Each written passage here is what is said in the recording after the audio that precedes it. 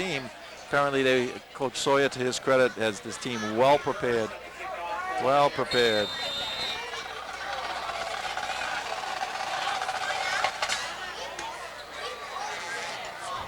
All right, who got that ball, Alex?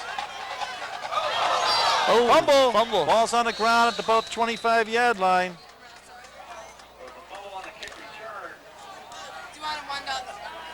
What do you want? I'm buying tickets, folks, because I'm going to win, and I'm telling the folks that I'm going to win, so there's no sense anybody else buying any tickets. I'm talking to the folks back home. Oh, that's okay. $2. Okay. Thank you, sir. Oh, you're welcome, dear. I owe you for all the times on the PTSA. I owe you, yes. Sorry, folks, we got detoured here a little bit. That's all I had. Yeah. All right, first, again, I apologize, Alex, that first and 10 on that carry? Yep, I believe so. Yeah. Oh, it's $1. Okay.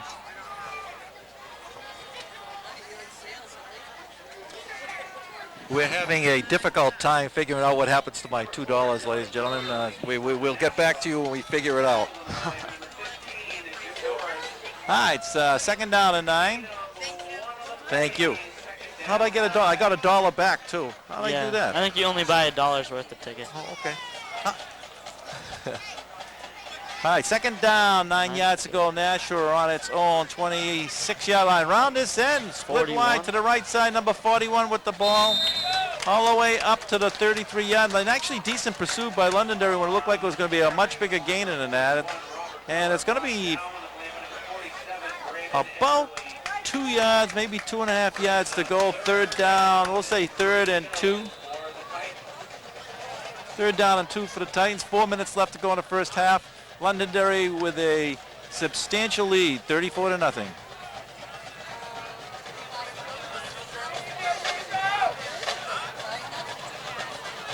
Man in motion. Second man through, and he's going no. Tackle! Gosselin's going all the way. Yes, Londonderry let go. Would look like a short tackle. They had him smothered right in the middle. No whistle blew, and he just kept on moving those legs and went all the way. 70 yards. Nice play by senior John Leon Gosselin. This will make Mr. Sawyer quite upset, even though he's probably got the game well under control. Doesn't like to see something like that. No. And who would? Wow, put a little excitement in this game. Bill White going in there for Londonderry on defense. 6-foot junior. Well, with 3.5 minutes left to go in the first half, a little bit different slant on the game all of a sudden. Yeah, maybe. Could be a different approach by Nashua North. Finally getting on the board. Oh, snap, faked. Nice call. Going for 2, but they're not going to make it. Nope. I have to ask myself, you're down 34-6. I'm not sure I understand the strategy of going for 2. There was definitely an arranged play, a set play. It was not an overthrowing of the snap or anything like that. It was a arranged play. It was a naked keeper to the right side, but it's not like they needed 2 points to win at this point. It's not going to make a difference. You know, no, it isn't. It's 34-6. Just kick the point, get you 7 points, feel good about that, get a little emotion in the kids. Now you break that emotion by missing that play. I'm not sure I understand, but we're only up here, folks. Yep. All right, 3 minutes, 34 seconds left to go in the first half. 34-6 Londonderry.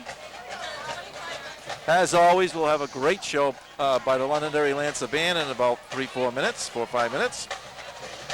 We'll let you listen into that as we take a break. I would think that the Lancers would like to be able to put some more points on the board now. Because of that, 4.5 is up. So we'll see what to do.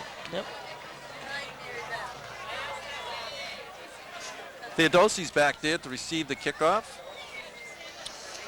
Gagnon is back there to receive the kickoff. And let me see who else. And it looks like to me, looks like Bradwell. Adam Bradwell? Adam Bardwell, yep. Okay. Kicking off for the Titans is number 32. Samson. Yep. Samson Keffy, yep.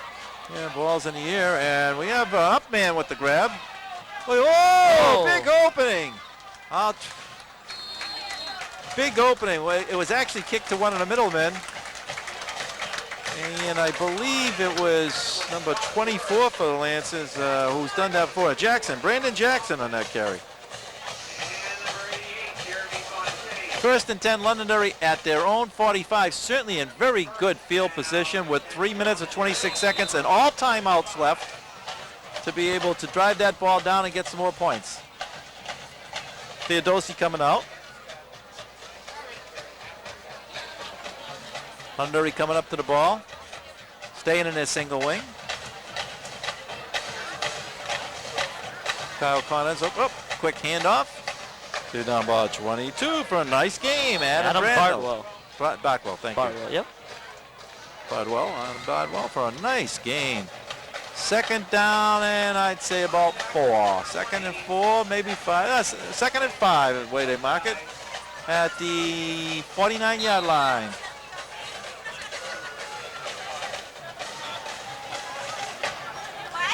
Scott Worth coming out. Craig Enos going in. Jason Gagnon going in. Jim Curo coming out.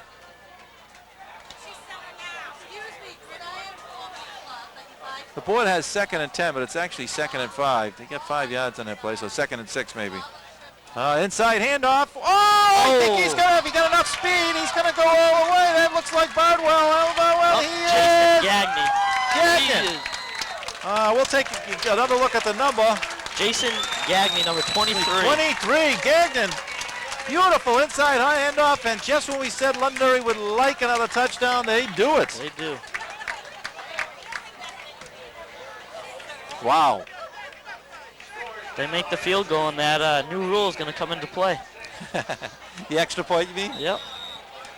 Well, 40, that'd be 35 points, right? 20. Because they went for that 2-pointer. Yeah, they may have cost themselves an opportunity. Well, we'll see what happens. With 2 minutes and 26 seconds left.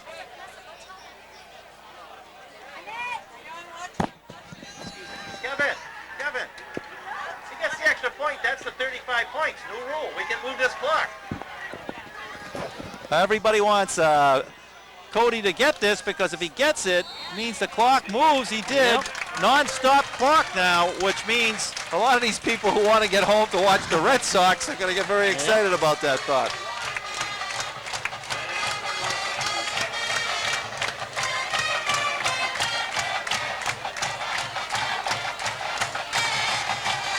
Well, Hawks, what do you think so far? You've seen yourself a one-sided game. Is this disappoint you? I know you want Londonderry to Lance to win. Don't get me wrong. I'm not saying that. But how do you feel about, would you probably like the game that was closer with the tension? Oh, yeah. I definitely love just to watch, football games that are close and, everyone, stays at that level where they can play their best, because of the competitiveness in the game. Kevin just announced the score of the Yankees and Cleveland game is now 1-1 in the last of the 8th. So Yankees backs are against the wall. I don't really think if they lose this one that they're going to recover. They just don't have the pitching, and they'll be going out. I mean, even though they'll be coming home, it would be extremely difficult for them. So this is critical for the Yankees, and Cleveland's just been playing great baseball the last month, along with obviously the Colorado Rockies. Yeah, it kicks down to the 15-yard line. Oh, a couple of guys collided big time and look hurt. We want to call it. We're going to hold this up. 2 guys, they're moving, both are moving, which is the good news. The bad news is they really collided big time on that kickoff. First and 10. I'm looking to see where the snapping of the ball, where the ball's going to be placed. But first down 10 actually was Jason Gagnon who was on that part of the hit that took place there. First and 10, Nashua on its own 26-yard line with 1 minute and 51 seconds left to go in the first half on a continuous moving clock now, according to the rule. We're going to watch, but that's what the rule says. So here we go. First and 10, Nashua. Nashua North. Quick handoff. Off to the left side, 2-yard gain, 3-yard, maybe 3. We'll give him 3. Looked like it might have been Goslin on the carry. Clock moving. We're coming down to the 1 minute mark. The game 3, second down and 7. Big first half for Londonderry. Nashua coming out pretty quick out of its huddle.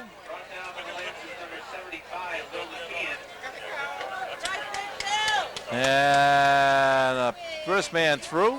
Looks like Gosling again. We'll take a look, but it's a yard or 2 on the carry, maybe 3. Be third down and 4. I think the clock's going to probably run out on this. There'd be no reason to stop it unless Nashua wants to fake a handoff and go for the bomb to try to make it interesting. Perhaps. Coming down to 3rd and 6. I'm sure they don't want to punt the ball, just not to give the Londonderry the ball again. But on the other hand, I think they can probably run it out. 30 seconds left.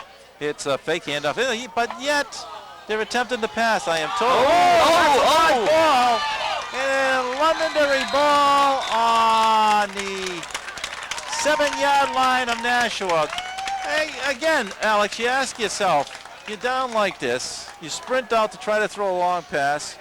So as he gets hit, ball's fumbled. Yep. Londonderry's got fantastic field position. Are they going to call it? Are they going to call it an incomplete pass? That was a fumble. They'll end in the half. The half's coming to an end. Either way, it's a dangerous play. Oh, yeah. Into the first half, Londonderry 41, Nashua North Titans 6. Alex and I will be back for the second half. We'll let you enjoy the music of the great Londonderry Lancer Band. And until that time, Alex and I will be seeing you in about 20 minutes. Thank you, folks. Ladies and gentlemen, now taking the field for this evening's halftime is the Londonderry High School Marching Band and the Color Guard. This year, the Lancers are proud to present Music of America, featuring 3 different styles of American music, including a medley from 2 great Western movies, How the West Was Won, and Magnificent Seven, followed by a second medley featuring jazz selections in Don't Need a Thing, If It Ain't Got That Thing, and Sing, Sing, Sing. They will conclude their show with the rock and roll tune, Carry On the Wayward Son by Kansas. The commentators are Lance Newton, Ryan Corliss, and Mariah O'Rourke. The Color Guard captains are Shelley Case and Katie Joyce. Tomorrow night, the Lancers will travel to participate in the annual Salem Band Show, along with 12 other bands from New Hampshire, Massachusetts, and Maine, including the University of New Hampshire. Ladies and gentlemen, please welcome the Londonderry High School Lancers.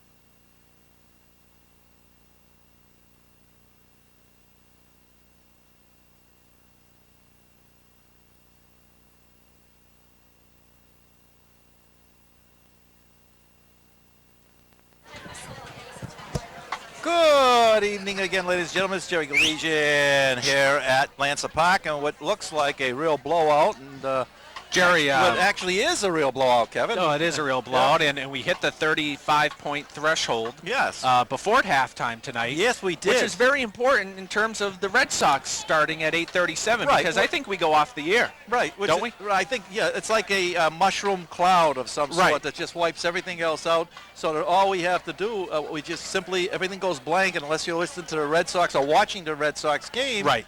There's no value to it whatsoever, and so why have it? Well, Jerry, I got to tell you, these are the die-hard Londonderry Lancer fans. They here are because- die-hard, But yes. these people that stick around knowing the Red Sox start in approximately 20-25 Wow. minutes.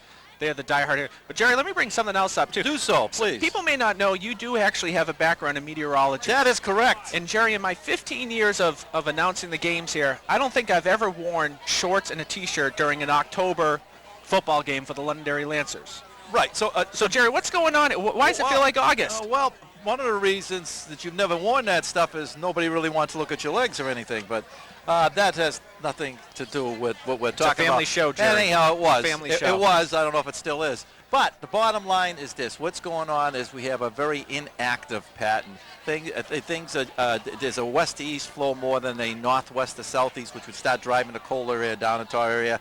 And thus, with that cold, dry air coming down and hits the coast, the potential for some storms to develop. None of that is happening. Like, we're going to get a change to colder weather or cooler weather tomorrow night into Sunday, and probably for the beginning of next week. But the cooler weather is going to bring us back to